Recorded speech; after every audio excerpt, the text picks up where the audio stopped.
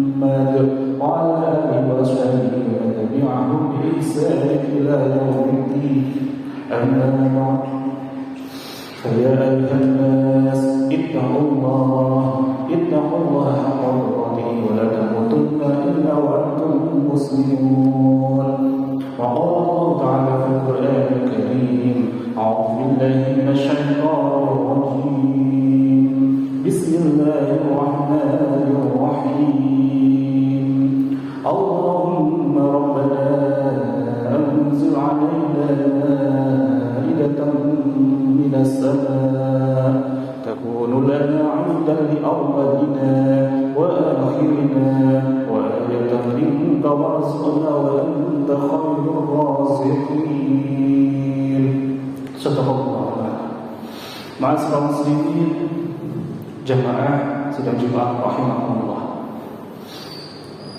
Khatib di sini tiada henti-hentinya. Setiap kali hari Jumat, setiap kali adzan berkumandang, setiap kali kita berkumpul untuk menjalankan ibadah salat Jumat, tiada hentinya. Khatib kembali mengingatkan khususnya kepada diri khatib sendiri serta kepada seluruh jamaah ibadah Jumat yang dimuliakan dan dihargai oleh Allah.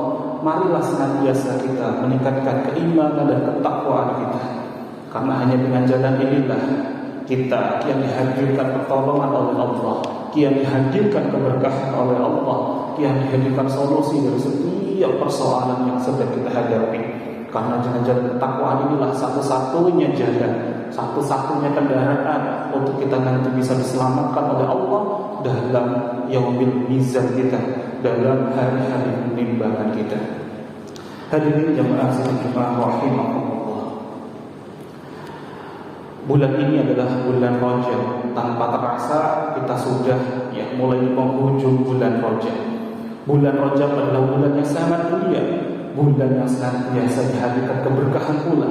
Maka marilah senantiasa kita bermuhasabah, kita berintrospeksi. Sudahkah kita meningkatkan kualitas keimanan kita, ketakwaan kita, khususnya di bulan Rajab ini? Sebagaimana para ulama salih, para salafus salih senantiasa mengingatkan kepada kita bahwa bulan Rajab itu adalah bulan di mana kita untuk menanam. Kemudian nanti akan tiba bulan Sya'ban, di mana bulan itu untuk senantiasa kita menyiram. Dan nanti tibalah waktu di bulan Ramadan adalah saat tepatnya kita untuk memanen. Lantas, jika kita berharap di bulan Ramadan nanti kita bisa memanen, kalau di bulan Rajabnya saja kita belum menanam, apa yang hendak kita akan panen?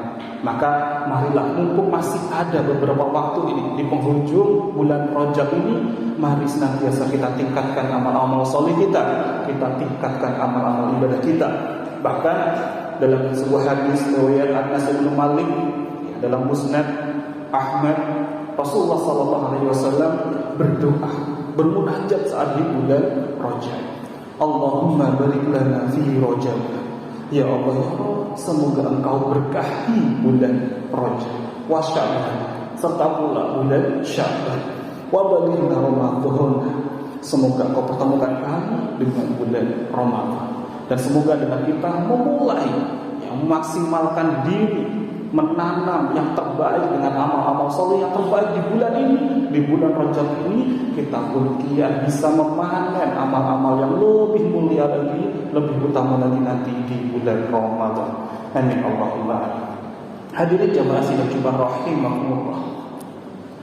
Tema khutbah kita pada hari ini adalah terkait dengan rahasia keberkahan dalam Isra Mi'raj. Ada apa di balik hikmah dan keberkahan yang bisa kita peroleh dari peristiwa Isra Mi'raj?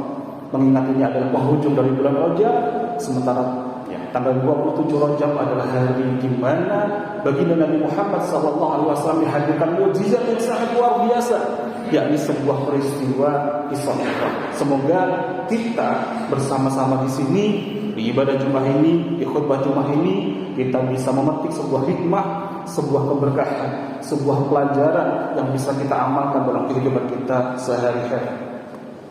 Sebagaimana kita ketahui bahwa Isra Mi'raj itu tidak bisa terlepas dari sebuah peristiwa terlebih dahulu.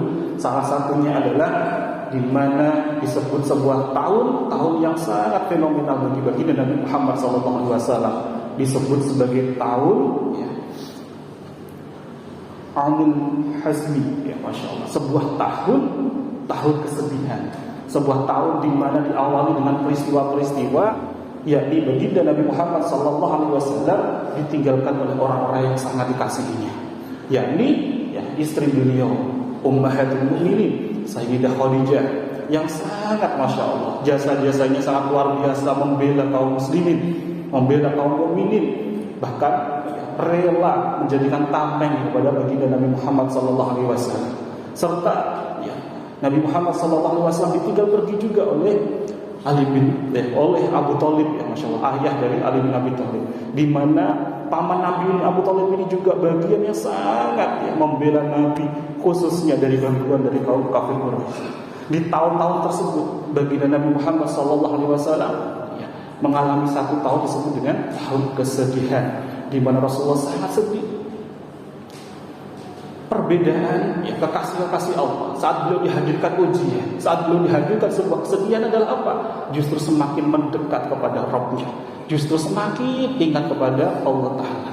Maka disitulah Allah yang hadirkan sebuah hadiah, Allah hadirkan sebuah kado terindah, yakni sebuah mujizat yang sangat luar biasa, yakni peristiwa Isra Mi'raj. Maka Ketika kita belajar dari kejadian ini, bolehkah kita saat dihadirkan ujian oleh Allah kita bersedih? Bolehkah saat kita dihadirkan persoalan demi persoalan kita bersedih? Boleh, ya sahabat-sahabat fillah. Namun ada batasannya. Yakni ketika kita dihadirkan sebuah persoalan, haruslah senantiasa kita justru semakin ingat kepada Allah. Haruslah saat kita dihadirkan berbagai persoalan, kesedihan sekalipun, haruslah kita justru semakin mendekat kepada Allah. Maka justru dengan kita terus memperbaiki diri kita mendekat kepada Allah, disitulah Allah pun kian hadirkan pertolongannya. Allah pun kian hadirkan kenikmatan-kenikmatan setelahnya kepada kita. Sebagaimana sebuah hadis yang sangat masyhur, hadis Sahih Bukhari. InsyaAllah, mayuridillahu bihi khairan yusibu minhu. Barang siapa yang Allah mau berikan kebaikan, maka Allah akan berikan musibah terlebih dahulu, ujian terlebih dahulu. Tentu kalau kita mengimani dari hadis ini, sebuah sabda dari baginda Nabi Muhammad SAW yang sangat sahih, maka kita pun kian mudah untuk berlapang, untuk mendekat kepada Rabb kita. Saat kita dihadirkan ujian, justru disitulah awal sebuah pintu Allah akan hadirkan sebuah kenikmatan setelahnya, sebuah kebaikan setelahnya. Hadirin jemaah sidang Jumat rahimahullah, terkait dengan proses Isra Mi'raj ini, sebelum Masya Allah Nabi menghadapi yang namanya Isra Mi'raj untuk menghadap kepada Allah, ada satu fase di mana baginda Nabi Muhammad SAW lagi-lagi beliau didatangi oleh malaikat Jibril untuk dibelah dadanya. Ada sebuah hikmah keberkahan yang bisa kita ambil dari kisah ini, bahwa baginda Nabi Muhammad SAW ternyata dibelah dadanya bukan hanya saat beliau berusia 4 tahun, saat beliau sedang dirawat oleh Sayyidah Halimah Sa'diyah, tapi saat beliau sedang persiapan mau mengalami satu fase disebut dengan Isra Mi'raj, proses di mana beliau akan berjumpa langsung dengan Allah Subhanahu wa taala. Beliau dibelah dadanya terlebih dahulu, beliau dibersihkan hatinya terlebih dahulu sebelum proses perjumpaan seorang hamba kepada Allah Subhanahu wa taala. Maka apa yang bisa kita ambil dari kisah ini? Apa yang bisa kita ambil dari pelajaran ini? Bahwa seringkali kita ingin sekali berjumpa dengan Rabb kita. Dalam apa? Dalam sholat-sholat kita. Maka kita senantiasa dituntun untuk apa? Menghadirkan hati yang bersih terlebih dahulu. Maka khususlah kita dalam sholat-sholat kita, kita latih, kita bersihkan hati kita dulu. Maka dikiaskan dalam sebuah simbol di mana kita saat mau sholat, kita harus berwudu terlebih dahulu. Minimal kita harus bersihkan dulu dari dohir kita. Maka disertai untuk melatih membersihkan dari batiniah kita. Kita saat berwudu, sebelum kita sholat, kita bersihkan dulu wajah kita. Kita ingatkan kembali dari wajah-wajah yang seringkali kita berpaling kepada Allah Ta'ala. Kita bersihkan kedua tangan kita dari apa? Dari amal-amal perbuatan tangan kita yang mungkin kita tanpa sadari berbuat amal-amal di luar ketaatan kita. Kita bersihkan kembali pikiran-pikiran kita, prasangka-prasangka kita yang selama ini mungkin masih banyak sekali suudzon dalam diri kita. Kita bersihkan pula pendengaran-pendengaran kita yang seringkali tanpa kita sadari kita lebih banyak mendengar hal-hal yang tidak diridhai oleh Allah. Kita bersihkan pula kaki-kaki kita yang seringkali kita nggak pernah sadar lebih banyak mana kaki yang sejatinya Allah titipkan untuk kita gunakan untuk mendekat ke tempat mana-mana. Apakah lebih banyak ke tempat-tempat yang senantiasa diridhai oleh Allah atau justru sebaliknya? Maka ini pula bisa menjadikan muhasabah diri kita. Bukan hanya sekedar zahir, tapi juga batinnya kita juga harus dibersihkan sebelum kita bisa berjumpa dengan Rabb kita. Yakni kapan? Saat kita sedang menuju kepada sholat-sholat kita, saat kita hendak bermunajat kepada Allah Ta'ala, saat hendak kita sedang bersujud-sujud kehadapan Allah Subhanahu wa Ta'ala. Hadirin jemaah sidang Jumat rahimahullah, proses Isra adalah proses di mana perjalanan dari baginda Nabi Muhammad SAW dari Masjidil Haram ke Masjidil Aqsa.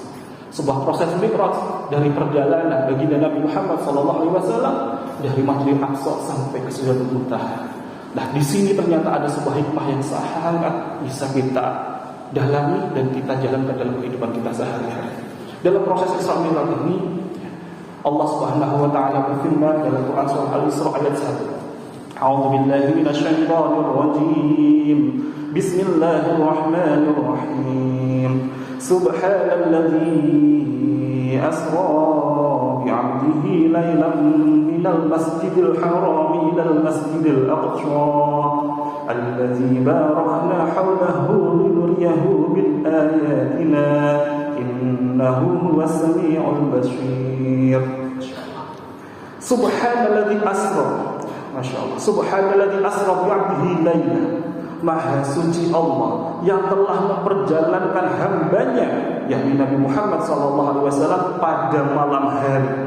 Minal Masjidil Haram ilal Masjidil Aqsa, dari Masjidil Haram ya, hingga ke Masjidil Aqsa. Alladzi barakna, yang telah kami berkahi.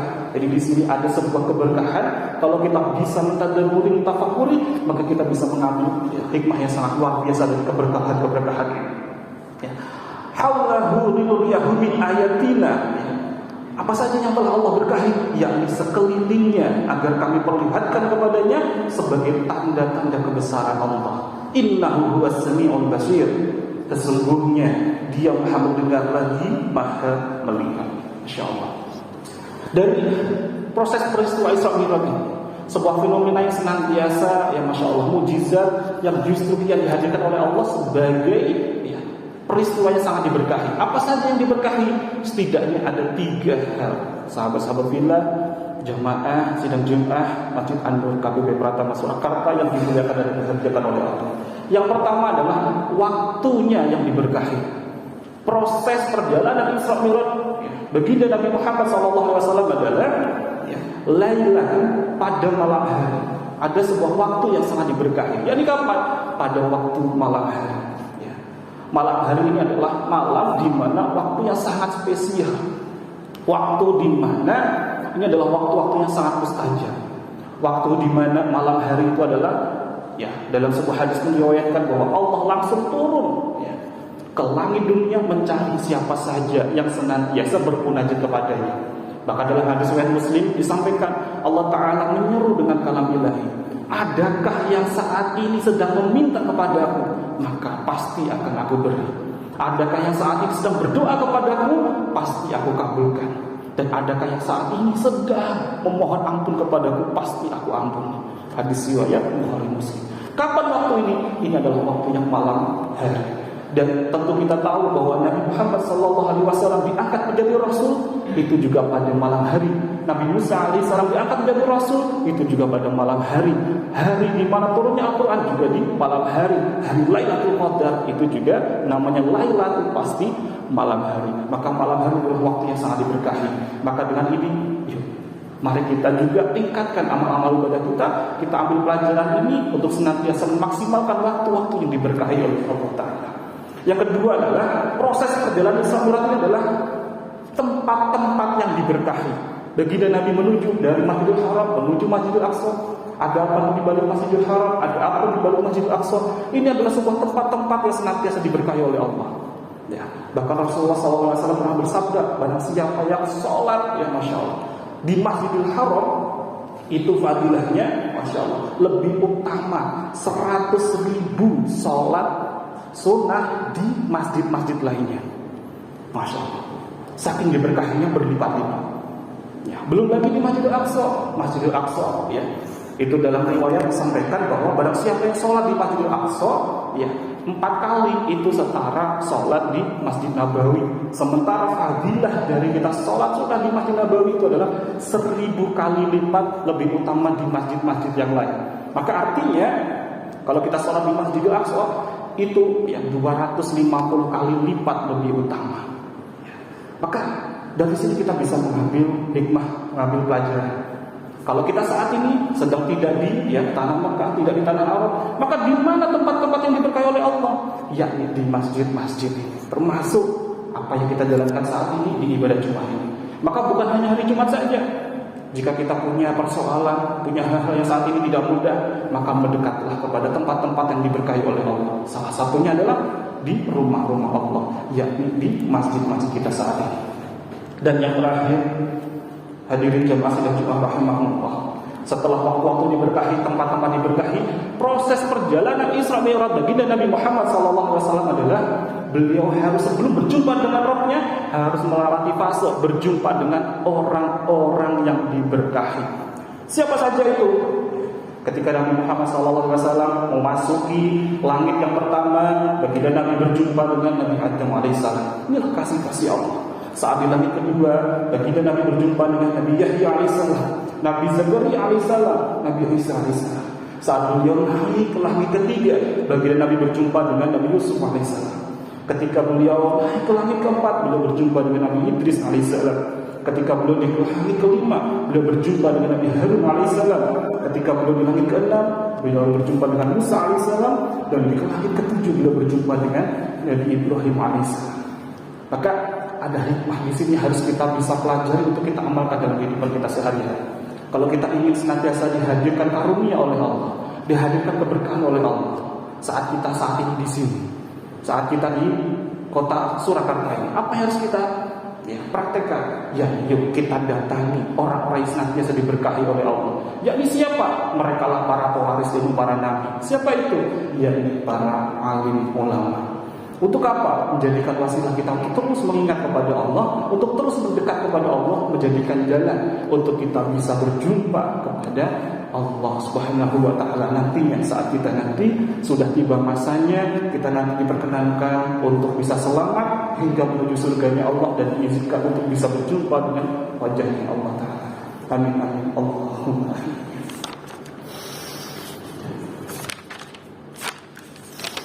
Hadirin jemaah sidang jemaah rahimahullah, tentu dari proses peristiwa ini menjadikan diri kita untuk terus bermuhasabah. Apalagi di detik ini, di bulan-bulan ini, masya Allah fenomena yang sangat dahsyat sekali, berbagai ujian datang. Belum kemarin pandemi, saat ini tambah lagi masih ada Omikron yang datang. Maka apa yang harus kita lakukan? Maka tiada pilihan lain, ya, hadirin jemaah sidang jemaah rahimahullah. Allah Taala berfirman dalam Quran surah Al-Anfal ayat 33. Ya.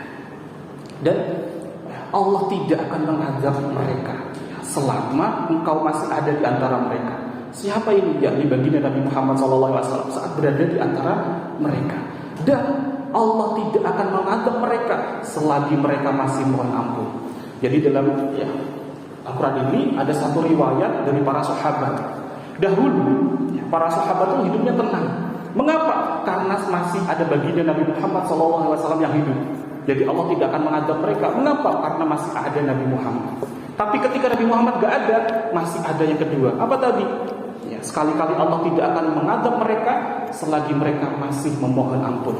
Yakni apa yang menjadikan pegangan kepada para sahabat? Yakni istighfar mereka. Maka mari kita gerakan bersama-sama, gerakan berjamaah untuk senantiasa beristighfar kepada Allah, gerakan Indonesia untuk beristighfar sehingga Allah kian melepaskan musibah demi musibah di negeri ini, azab demi azab di negeri ini, agar diri kita, keluarga kita, seluruh saudara muslim kita senantiasa dihadirkan oleh Allah keselamatan. Amin Allahumma amin. Barakallahu li wa lakum fil Qur'anil azim wa nafa'ani wa iyyakum bima fihi minal ayati wa dzikril hakim wa taqabbal minni wa minkum tilawatahu innahu was-sami'ul 'alim. Aqulu qawli hadza wa astaghfirullahal 'azim innahu huwal ghafurur rahim.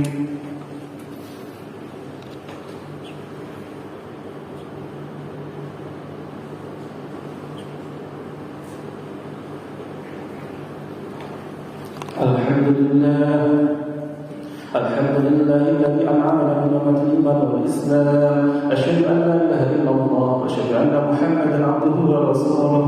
اللهم صل على سيدنا محمد وعلى آل سيدنا محمد وعلى آله وأصحابه ومن تبعهم بإحسان إلى يوم الدين. أما بعد فيا أيها الناس اتقوا الله حق تقاته ولا تموتن إلا وأنتم مسلمون.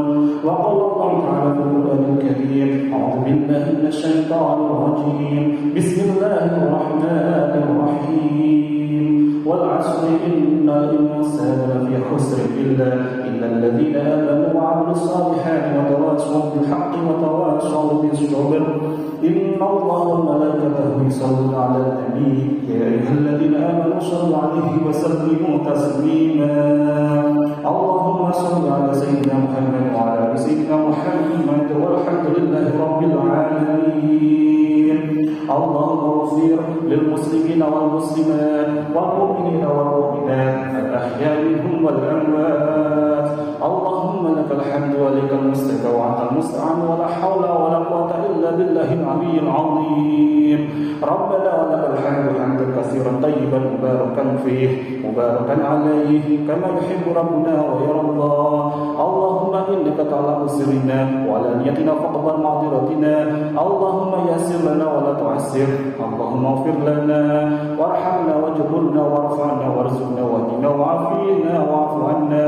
ربنا هب لنا من الصالحين. ربنا هب لنا من أزواجنا وذريتنا قرة أعين واجعلنا للمتقين إماما. ربنا ظلمنا أنفسنا وإن لم تغفر لنا وترحمنا لنكونن من الخاسرين. فصلى الله على محمد نبي الأمي وعلى آله وصحبه وبارك وسلم.